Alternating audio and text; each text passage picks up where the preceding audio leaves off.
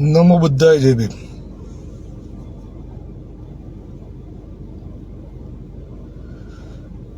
ખબર નથી કે હું કરી રહ્યો છું, પણ એટલી ખબર છે કે કરવું જરૂરી છે. આ નીચે જે 4 નામો છે ને એની હું તમને પહેલા ઓળખાણ આપી દઉં. નરેશ વાળા જે એસટી ના આંદોલનને લઈ અને અમારી ઉપર આક્ષેપો કર્યા હતા. મગન માદડ જે મેં પોસ્ટ મૂકી હતી, ખબર કે મારા ખંભે મકાન કર્યું, દ્વારકેશ લાલજી વાળું. મુકેશ બગડા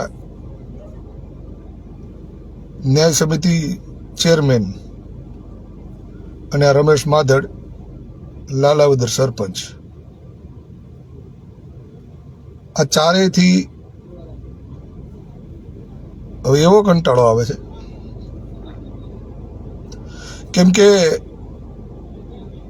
ઓલી કહેવત છે ખબર કે દુશ્મનનો દુશ્મન એ આપણો મિત્ર.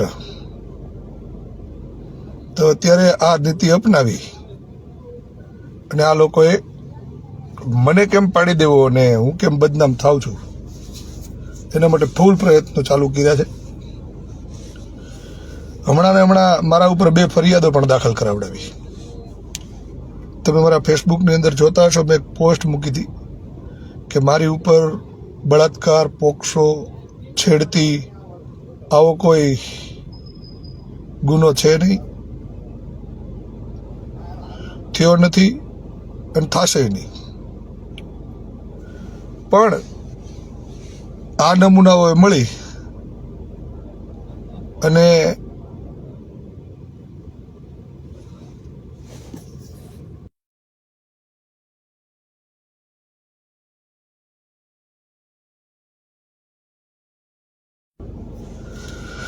મારી ઉપર 2 ફરિયાદ કરાવડાવી છે. હું અત્યારે કોઈ ચોખવટ નહીં કરું.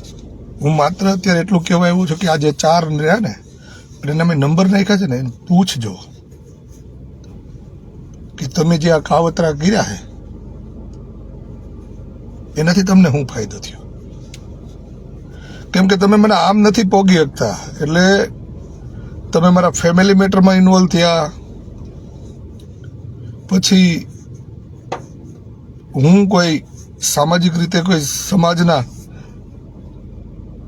લોકોના ઝઘડા વચ્ચે સમાધાન કરવા પડ્યો હતો, ત્યાં તમે ઇન્વોલ્વ થઈને મારી ઉપર જે ફરિયાદો કરાવી છે એનાથી તમને શું ફાયદો થયો. ને હું આ જે કહું છું ને એ હું સાબિત કરીશ. એના નંબર મેં એટલા માટે નાખ્યા છે કે તમે અત્યારે પૂછી લેજો કે હું ફાયદો થયો ને હું મજા આવી. એમાં નરેશ રહ્યો ને એ તો એવું કહેતો હતો વસંતને કહી દેજો કે આ બધું નરેશ જ કરાવ્યું છે. નરેશ હું કહી દઈશ સમાજને કે તે જ કરાવડાવ્યું છે. અને આ મગન તું જ્યાં હરતો ફરતો ચારે બાજુ એમ કહેશ ને કે એનું ગોઠવી નાખ્યું, તો સારું થયું ભાઈ, તે ગોઠવી નાખ્યું. અને ભાઈ મુકેશ, તું અમને જેમ ત્યાં ભળવા ગેશો ને તે કેટલી બળવા એવું કરી છે ને એ હું કહેતો જઈશ. અને આ રમેશ, એને તકલીફ તો એ થઈ હોય કે એનો ઓલો બાપ રહ્યો ચેતન ધાનાણી, એના વિરુદ્ધમાં મેં માથે રહીને ફરિયાદ કરાવડાવી.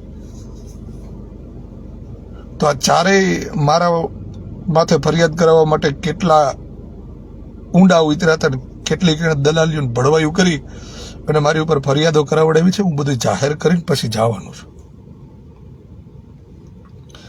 મેં એટલું તો સમાજમાં નામ કમાવી જ લીધું છે કે હું જઈશ ને ત્યારે મારી પાછળ લાંબી લાઈન હશે અને હું ટૂંક સમયમાં જ આવીશ.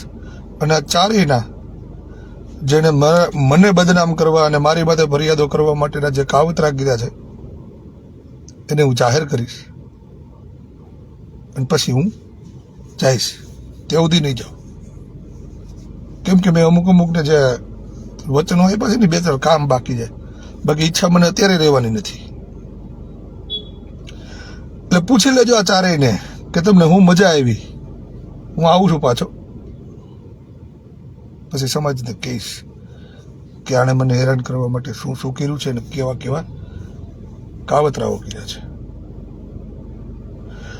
સમાજમાં આગેવાન તરીકે કામ કરતા હોય ને તો એને કેમ પાડી દેવા, સમાજથી કોઈ આગેવાન કંટાળતો જ નથી, કેમ કે સમાજને ખબર જ નથી પડતી, ક્યાંક ઉપયોગ કરે ને ક્યાંક હેરાન કરે ને એવું બધું હાલ્યા રાખતું હોય. પણ આવા જે આગેવાનના પેટના થઈને ફરતા હોય ને એને જ ન ગમતું એક તું આગળ જાય. એટલે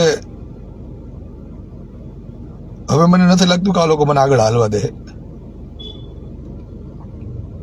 પણ હા, હું આને એટલા માટે જાહેર કરતો જઈશ કે આ સમાજની ગોર ખોદવામાં કાંઈ બાકી નથી રાખતા.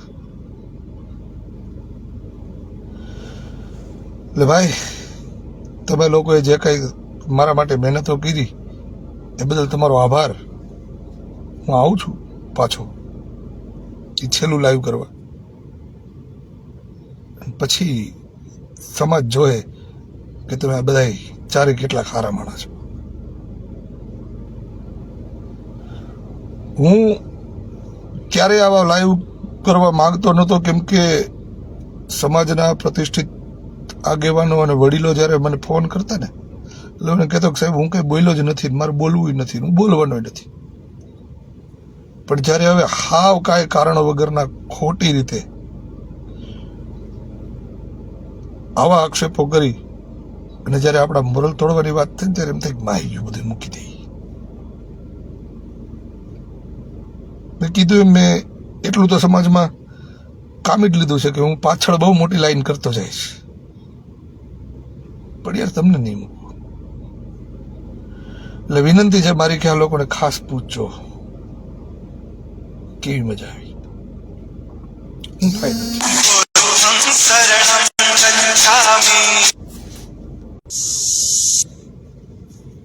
એટલે જરૂરી છે એટલા માટે છે